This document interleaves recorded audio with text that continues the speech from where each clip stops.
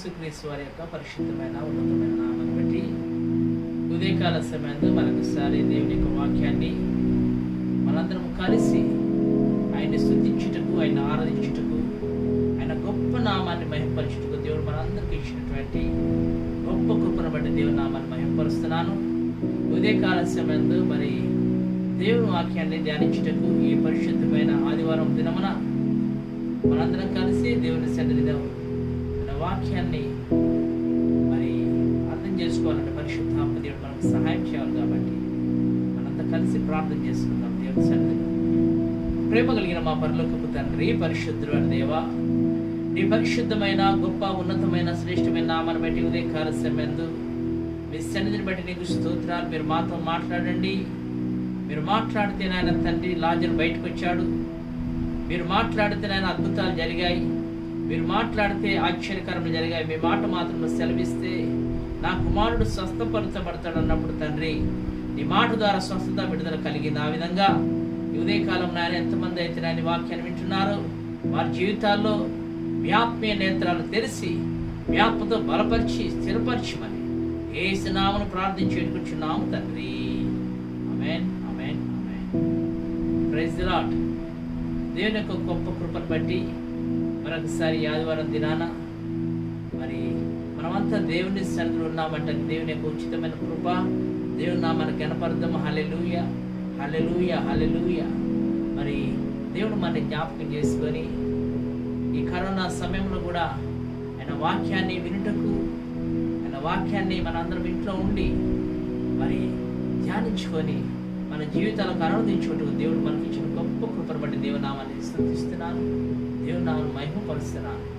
ఆయన వాక్యంలో సెలవిస్తుంది, భూమిని చీకటి కమ్ముచున్నది, కటిక చీకటి కమ్ముచున్నది, కానీ యెహోవా మహిమ నీ మీద ప్రకాశించుచున్నది అని వాక్యం సెలవిస్తుంది. మరి ఈ భూమిని అట చీకటి కమ్ముకుంటూ అసలు చీకటి దేనికి సాదృశ్యం అంటే సాతాను అయిన శక్తులకు సాదృశ్యం.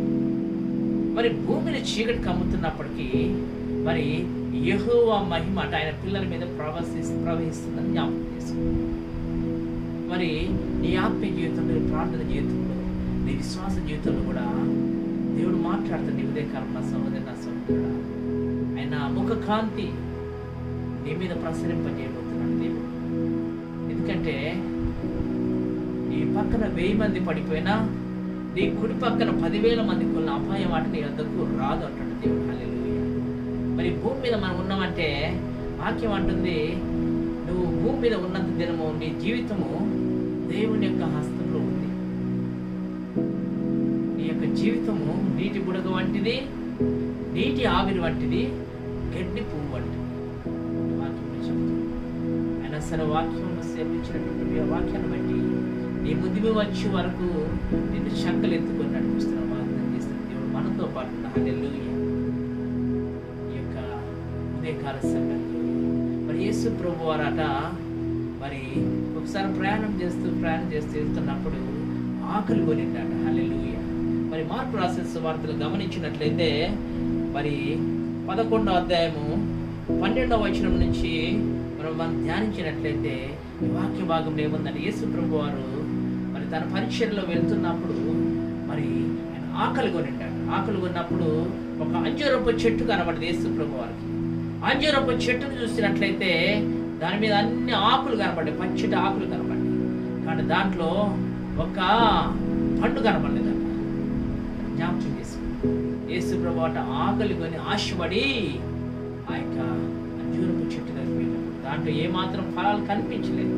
కానీ చెట్టు చూస్తే మాత్రం ఎంతో ఆడంబరంగా, ఎంతో మంచిగా, ఎంతో పచ్చగా, ఎంతో ఎదుగుదల ఉంది. కానీ దాంట్లో ఏం కనిపించలేదట, మరి ఫలాలు మాత్రం కనిపించలేదు.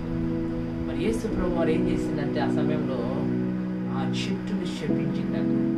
ఆ చెట్టుని ఎప్పుడైతే యేసు ప్రభు వారు శపించి మరి ఆయన వెళ్ళిపోయి తిరిగి వస్తున్నప్పుడు ఈ వాక్య భాగంలో గమనిద్దాం మనం. మార్కు రాసిన సువార్త 11వ అధ్యాయము 20వ వచనం. ప్రొద్దున వారు మార్గంలో పోచుండగా అంజూరపు చెట్టు వ్రేళ్ళు మొదలుకొని ఎండిపోవటం చూచి చూచిరి. అప్పుడు పేతురు ఆ సంగతి జ్ఞాపకం తెచ్చుకొని, బోధకుడా, ఇదిగో నీవు శపించిన అంజూరపు చెట్టు ఎండిపోయినా అని ఆయనతో చెప్పాను. అందుకు యేసు, ఎవడైనా ఈ కొండను చూచి నువ్వు ఎత్తబడి సముద్రంలో పడవేయబడినప్పుడు చెప్పినప్పుడు తన మనసులో సందేహింపక తను చెప్పినది జరుగునని నమ్మిన ఎడలా వాడు చెప్పినది జరుగునని మీతో నిత్యముగా చెబుతున్నాము. గమనించినట్టు యేసు ప్రభు వారు ఒక మాట చెబుతారు, సందేహింపక. ఎవరైతే చెప్తారో ఒక మాటని క్రియారూపం దాల్చుకుంటారు. యేసు ప్రభు ఇక్కడ చూస్తే మరి అంజూరపు చెట్టును శపించి, మరి అంజూరపు చెట్టుని ఎందుకు శపించిన? ఫలములు లేవట అంజూరపు చెట్టు. మరి నా సహోదరి, నా సహోదరు, మరి అంజూరపు చెట్టును సృష్టించిన వాడు యేసే సృష్టించాడు. ఆ చెట్టు ఎక్కడి నుంచి వచ్చిందని ప్రభు సృష్టించినటువంటి సృష్టిలో ఒక భాగం అంజూరపు చెట్టు. అదేవిధంగా భూమి మీద సృష్టించినటువంటి మనుషులు, ప్రభు సృష్టించిన మనిషిలో నా సహోదరి, నా సహోదరుడా, నీవు కూడా ప్రభులో ఉన్నావని జ్ఞాపకం చేసుకో. ప్రభు ఒకసారి నీ దగ్గర కూడా వచ్చి నేను చూడబోతున్నా. కానీ నీలో అంజూరపు చెట్టు వలె ఆకులు కనబడతాయి కానీ ఫలములు లేకపోతే మరి ఈ అంజూరపు చెట్టుని ఏ విధంగా శపించాడు? ఆ శాపం మన మీద రాకుండానంటే మనలో కొన్ని ఫలాలు ఫలించాలి. ఏవనగా వాక్యం ఆత్మఫలములు ఏవనగా ప్రేమ, సంతోషము, సమాధానము, దీర్ఘశాంతము, దయాళుత్వము, మంచితనము, ఆశా నిగ్రహము అనే 9 ఆత్మ ఫలములు ఉన్నాయి మన జీవితంలో. కావాలి మరి ప్రభు మన కూడా ఒకరోజు ఏ ఫలాలు నువ్వు ఫలించావు, ఏ ఫలములు నీలో ఉన్నాయో పరీక్షించే దినము రాబోతుంది. నా సహోదరుడు, నా సహోదరుడు, నీ జీవితంలో ఫలాలు ఫలించగలుగుతున్నావు. నీలో ఏ ఫలము నిలిచి ఉండగలుగుతున్నాయి? కొంతకాలం ఫలించి 100 సంవత్సరాలు ఫలించకుండా మళ్ళీ ఫలించకుండా కాదు, కానీ అది మన జీవితంలో ఈ ఫలములు అనేవి కంటిన్యూషన్గా ఉన్నప్పుడే దేవుని యొక్క కృపను మనము పొందుకోగలుగుతాం. అదేవిధంగా ఆత్మ ఫలములు, తర్వాత ఆత్మ వరములు పొందుతాం. దేవుడు ఆత్మ వరములు మనలో ఎప్పుడైతే ప్రజ్వలించబడతాయో ఆయన కృపకి మనం పాత్రలుగా చేయబడతాం. సహోదరి, నా సహోదరుడు, మరి అంజూరపు చెట్టునాట మరి యేసు ప్రభు శపించింది. మరి నీ జీవితాన్ని శపించకముందే, నీ ఆత్మీయ జీవితాన్ని ప్రభు చూడకముందే, ఆయన టెస్ట్ చేయకముందే నువ్వు ఆయన సన్నిధికి రా. ఆయన సన్నిధిలో ఆయన నీ పాపాలు ఒప్పుకొని, నీ అపరాధాలు ఒప్పుకొని దేవుని సన్నిధిలో సాగిల పడినప్పుడు దేవుని యొక్క గొప్ప కారం చూస్తున్న సహోదరుడు, నా సహోదరుడు, జ్ఞాపకం చేసుకుందాం మరొకసారి. మరి ఇక్కడ వాక్య భాగాలు గమనించినట్లయితే, నీ మనసులో సందేహింపక తాను చెప్పినది జరుగును నమ్మినప్పుడు నిశ్చయముగా అది జరుగుతుందట. మరి అందు గురించి మనం ప్రార్థన చేస్తున్నప్పుడు మన ప్రతి ప్రార్థన దేవుడు వింటున్నాడని జ్ఞాపకం చేస్తున్నాం. ప్రతి ప్రార్థన దేవుడు వినే దేవుడు మన దేవుడు. మరి ఆత్మ వరములు కూడా మనకి ఇస్తారని జ్ఞాపకం చేస్తున్నాం. మరి యేసు ప్రభు తన శిష్యులతో మాట్లాడుతూ, సర్వలోకాలకు మీరు సర్వ సృష్టికి సువార్త ప్రకటించండి. మరి నమ్మితే అట వారిలో అద్భుతాలు చూస్తారు. బైబిల్ రాకుండా రాయబడినటువంటి వాక్యాన్ని గమనించినట్లయితే, మరి ఎవరైతే నమ్మితే ఈ సూచక క్రియలు వాళ్ళకు వాళ్ళేం చేస్తున్నాడు? దయ్యములు వెళ్ళగొట్టేందరు, వారు రోగుల మీద చేతులు ఇచ్చినప్పుడు వారికి స్వస్థత జరుగుతుందని వాక్యం ప్రసిద్ధం. దేవుని వాక్యానుసారంగా జీవించినప్పుడు నీలో కూడా దేవుని యొక్క ఆత్మ ఫలములు, ఆ ప్రభు యొక్క ఆత్మ వరాలను పొందుకుంటున్న సహోదరి, నా సహోదరు, మీ ఆత్మీయ జీవితం ఏ విధంగా కొనసాగుతుంది? నువ్వు ప్రభుత్వం నడవగలుగుతున్నావు, ప్రభు సన్నిధిలో ఉండగలుగుతున్నావు, దేవుని వాక్యాన్ని ప్రతి దినము ధ్యానించగలుగుతున్నావు. జ్ఞాపకం సాతానుడు మన్ని ఎక్కడ నీ వీక్ పాయింట్ ఉందో, ఎక్కడ నువ్వు పడిపోతావు అక్కడే నిన్ను పట్టుకోవడానికి ప్రయత్నం చేస్తున్నా సహోదరి. నువ్వు ఎక్కడైతే బలంగా ఉంటావో అక్కడ పట్టుకోడు, కానీ ఎక్కడైతే నువ్వు బలహీనుడు, నువ్వు ఎక్కడైతే బలహీనురాలు అక్కడ నిన్ను పట్టుకోవడానికి ప్రయత్నం చేస్తావు. మరి పేతురు కూడా కొన్ని బలహీనతలు ఉన్నాయని కనబడుతుంది బైబిల్ గ్రంథం. మరి దావీదుకు కూడా కొన్ని బలహీనతలు ఉన్నాయని వాక్యం చెప్తుంది. సంసోనుకు కూడా కొన్ని బలహీనతలు ఉన్నాయి అని వాక్యం చెప్తుంది. మరి ప్రతి మనిషిలో కొన్ని బలహీనతలు ఉన్నాయండి. మరి నీ జీవితంలో ఏ బలహీనత ఉందో ఆ బలహీనత నుంచి బయటికి రావాలి.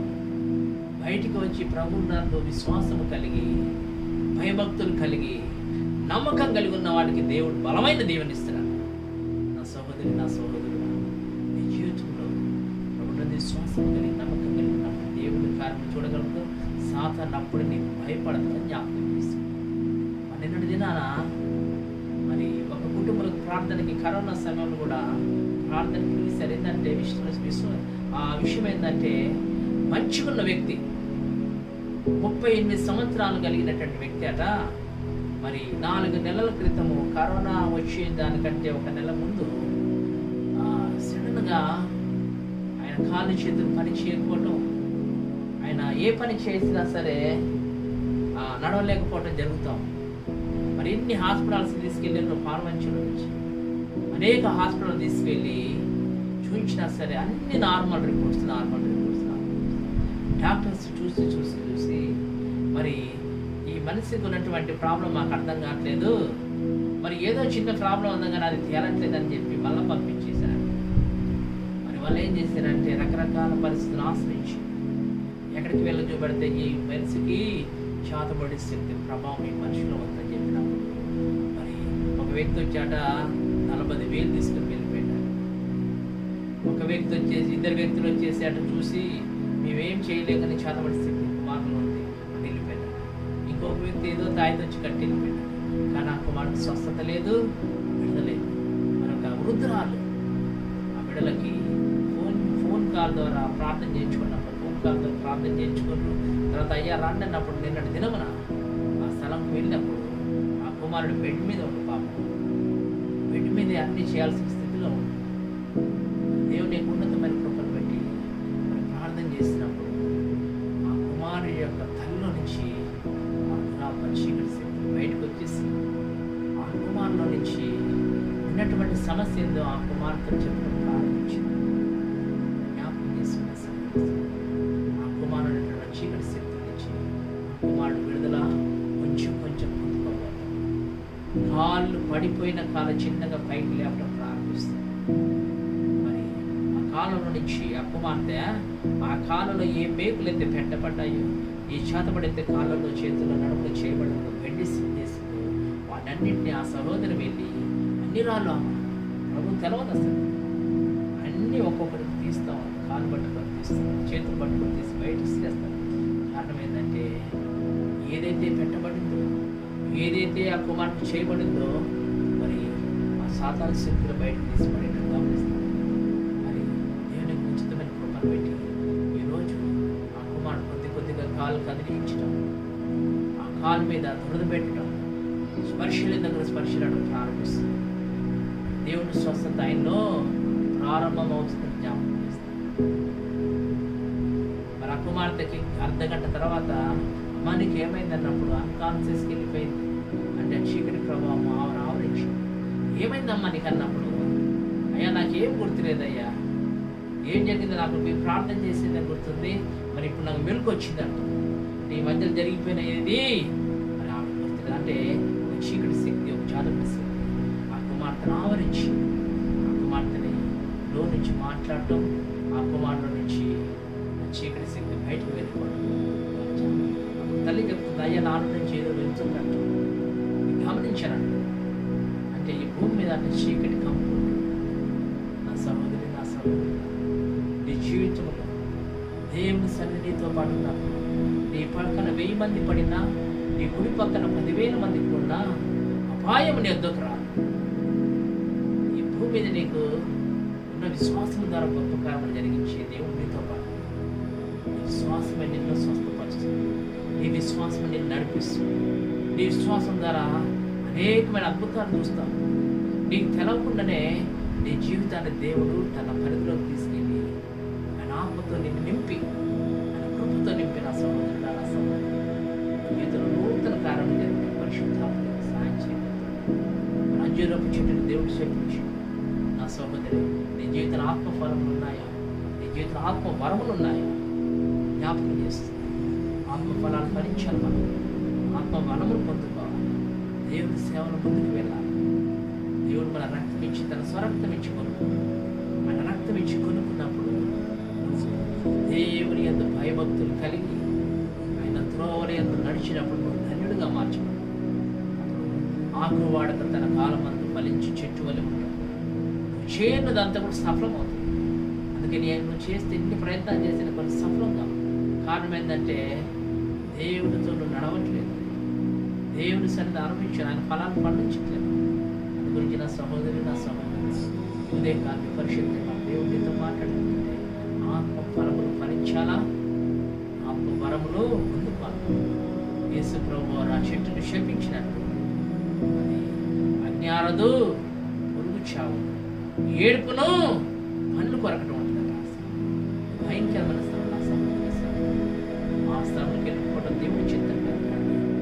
ఈరోజు పరిశుద్ధాత్మతో మాట్లాడుతుంటే దేవుడి సన్నిధిలో ఆత్మ వరములను, ఆత్మ ఫలములను అనుభవించాలంటే ఆయన కృపకు పాత్రలు కావాలి. పరిశుద్ధాత్మ దేవుడు నీకు నీ కుటుంబానికి సహాయం చేసి ఈ వాక్యమైనటువంటి నా కుమారుడు, నా సుకుమారుడు, నా సహోదరుడు నీ జీవితంలో కూడా ఆత్మీయ వరములు, ఆత్మ ఫలములు ఫలించడానికి పరిశుద్ధాత్మ నీకు సహాయం చేసి నీ జీవితంలో యోగం వేసి పెంచవేసి ఆత్మతో నింపి దేవుని రాజ్యం వచ్చే వరకు నిన్ను బలపరిచి స్థిరపరిచి ప్రార్థన చేసుకోండి.